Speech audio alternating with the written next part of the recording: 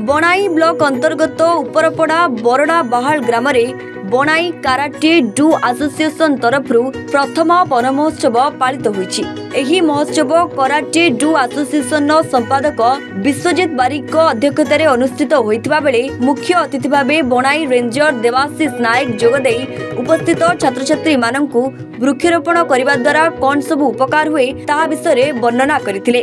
सम्मानित अतिथि भावे केन्द्रीकला सरपंच तथा सुंदरगढ़ सरपंच संघ सभापति उग्रेशन किसान, बणाई कराटे डू एसोसिएशन सभापति Bishnucharan Barik, Saint Xavier school managing director Raju Prusty, Banai karate do association उपदेष्टा युधिष्ठिर बेहरा, जेनामणि बेहरा, राजेंद्र जेना, बनपाल Gyanaranjan Jena, Saint Xavier school principal Sasmita Choudhury जोग देथिले।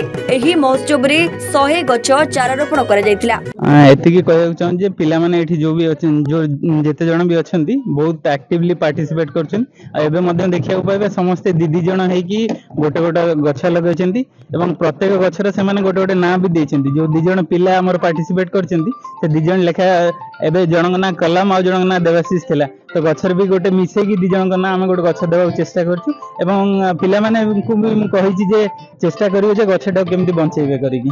धन्यवाद। आज प्रकार प्रथम आमर वन महोत्सव पालित करछु बणाई कराटे डू एसोसिएशन रो मु अछि संपादक विश्वजित बारिक।